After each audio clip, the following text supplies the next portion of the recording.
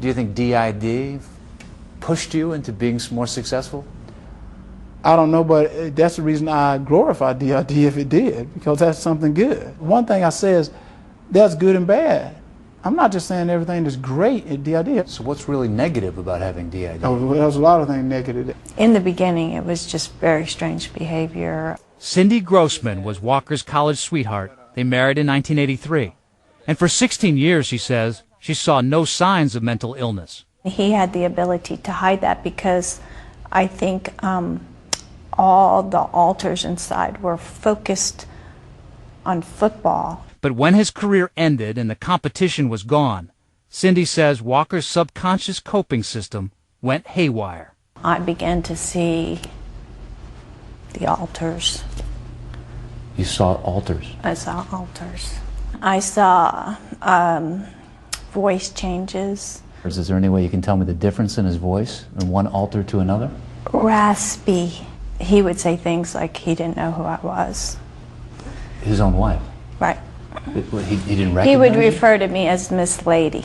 Did he forget what your name was? I don't think he knew. Really? It's hard to explain. Even his physical countenance would change. First thing I thought was he had the devil in him or something. So first, Cindy turned to the church for help. She came to me to find out how to cope with it. She's the one that first told you about this DID? Yes, she did. Have you seen it with him? I've seen it a few times, yeah. Another pastor even suggested an exorcism. I wasn't pushing the church for exorcism. I was just trying to find an answer. How many different alters do you think he had? Or has? I think he has a lot. I don't know. I can't determine. But I met quite a few of them. Any of them dangerous? Yes. His football career now behind him, Herschel Walker says his alternate personalities began to assert control. It was around this time Walker developed a fascination with guns and death. At one point, with a loaded pistol in his car, he admits he set out to kill a man over a trivial business dispute. In your book, you write, the visceral enjoyment I'd get from seeing the small entry wound and spray of brain tissue and blood, like a 4th of July firework. Right. You got into a position where you were really about to commit murder. Well, I don't know whether you're going to commit murder, but the thing is, I'm not going to shy away from violence. But did you want to kill that guy? Oh, yeah, I did want to kill him. Yeah, I did. He tells the story that he was on the edge of wanting to kill someone. Oh, yeah. I was probably one of them. Do you think he wanted to kill you? He said he did. He said that to you? Put the gun to my temple. He had the gun right to your head? And what did he say? I'm going to blow your effing brains out. I just must have had the strength of God in me because I just looked him in the eye and I said, go ahead, pull the trigger. I know where I'm going. Do you know where you're going? I mean, is this a fight amongst husband and wife? No. And do you think that was a completely different person? Mm-hmm. Different voice? Yeah. I mean, there was somebody there that was evil. Walker doesn't deny he threatened his wife, but claims to have no memory of it. Do you not remember something like that because you think that was another alter, or do you want to get out of having to talk about it? No. If I can, I'm talking about everything else. If I can remember, I'd talk about it. He says he doesn't remember a lot of the details of these. He may not, but I certainly do.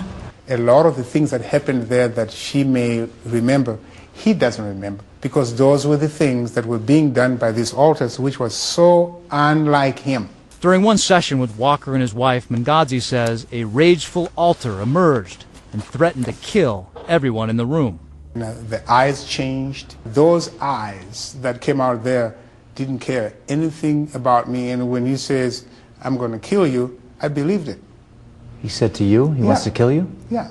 That's not Herschel, though. That's what I'm trying to tell you. That was this raging one who could do that. Eventually, Walker took out his anger by punching a hole in the door, and another alter emerged, this one a young boy.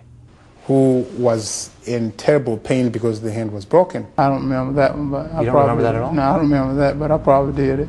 They said you broke your hand. Yeah, I probably broke my hand a lot. Is part of this kind of blame that kind of activity, that kind of No, feelings? no, you got to take responsibility for it. Walker later called his wife for a ride home from the hospital. And he said, Herschel's hungry.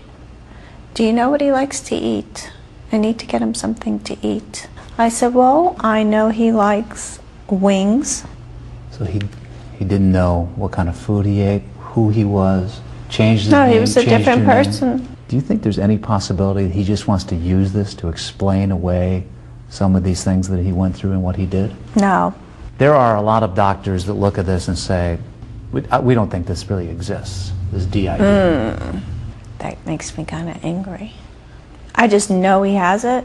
I know what I saw. Your ex-husband is a very famous American athlete. Why did you take so long to publicly tell about what you went through with him? Because I protected him. I think I did what the Lord wanted me to do. And I have no regrets.